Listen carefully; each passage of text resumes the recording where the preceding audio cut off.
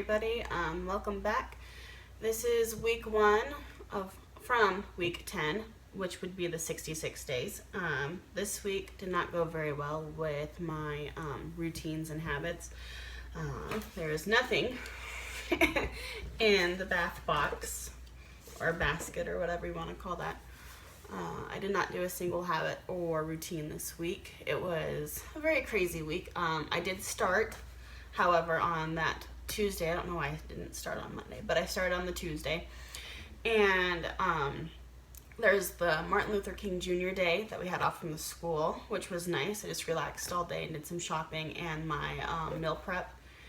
And then Wednesday we had a snow day, and that threw everything off. I thought for some reason it was Friday night instead of Wednesday night, and stayed up until 2 in the morning. So that kind of upset the rest of the week. So from like Wednesday on, it was pretty hard, because then Thursday night I couldn't sleep again. For some reason, didn't go to sleep until 2. I also got a treatment done on my toes. That are very, very painful, so it hurts to walk. It's actually my toes on one foot and my heel on the other foot, and yeah, it hurts to walk a lot, especially if I'm not in my memory foam shoes. So that kind of threw off my exercise for the last couple of days. And then this Saturday or this Friday, I did not get one of my paychecks, so that was a little frustrating. We got it figured out. But due to that, I won't get it until this upcoming week, and I haven't been able to meal prep. I do have some meals left over from last week, so I'm just going to roll it over until I can get my paycheck, which I should be able to pick it up on Monday, get it into the bank by Tuesday, and then try to figure out my meal prep from there on. But it'll most likely just be sandwiches this week. Sandwiches, eggs, just really quick because I don't have time to meal prep. So anyways, that's been my week. I do, however, I want to talk a little bit about Target 100. It talks about what you do when you make a mistake or you're not following through, what that should look like. I'm going to start here. Let me find my tag. Here it is. Let's see. So it's talking about taking emotion out of the process. One way our emotions can affect us is how it drives our food and our habits. And then the second way is through our feelings. Unfortunately, research has shown that our emotions of guilt and shame literally work against us.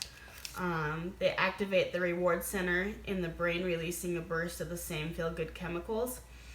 Making a bad food decision not only gets the reward from the food when we eat it, but also the guilt also gives us the rev up in the reward center of our brain. That drives us to repeat it again and again. To fix this, we need to be grateful. So in our new knowledge to change this habit of bad behavior is another important discovery is the same research that acts on acting of being grateful for anything, big or small, actually releases serotonin, dopamine, and endorphins in levels that are comparable to a low dose of antidepressants. We can change our mood in our minds by creating a simple habit of gratitude. Practicing gratitude can help us neutralize the guilt and shame process. So her example in here is instead of drinking 4 glasses of wine, she's grateful that she had her 2 glasses of wine. Her goal was to only have 1, but she ended up having 2. And so she was grateful for the 2 instead of having the 4 that she typically has. Realizing that my brain was wired to respond this way activated a lot of guilt about my past mistakes. Suddenly I could release all that negative self-talk that had swirled around my mind for so long. When I explained, I'm going to skip that part. By beginning to look at weight loss not only as a test of character, but as a bundle of habits to unravel and master, we also begin to divorce the process of emotions. We can let go of the past and start from just where we are in this moment. So just saying, oh, I'm grateful I didn't eat all of my takeout food, I only had part of it. So and then continuing on with what you want to do. And then earlier in her book, when she's talking about habits, it says, in recent studies of habits, or habit formation, missing a day of performance of that behavior matters less than whether participants return back to the performing of the very next day. In short, what matters is you build. Let me back that up. In short, what will matter as you as you are building new habits, healthier habits for weight loss, isn't whether you slip up, it's how you move forward after the slip up. So if you're like, oh, dang it, I messed up again, I might rethink this or wait later to try this again. But if you keep picking yourself up and say, oh, well, I messed up yesterday, but let's see what today brings, and then continue with the habits that you want to keep going, it will lessen the time period of you starting and remembering your habits. So anyways, I thought that was interesting and wanted to share that with you.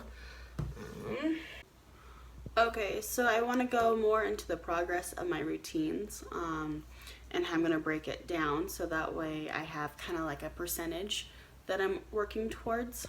I have to flip my camera around, hang on. Okay, so Sunday, Monday, and Friday, there are 5 routines that I need to complete in that day. And then Tuesday, Wednesday, and Thursday, there's 6 routines I need to complete, a total of 39 routines in a week. My goal is to keep it like at a letter B grade or better. That means I can miss about 8 in the week. Water, it's kind of hard to get water in throughout the day, but if I'm trying my best and I get halfway or more, I'm going to give myself a half point for trying.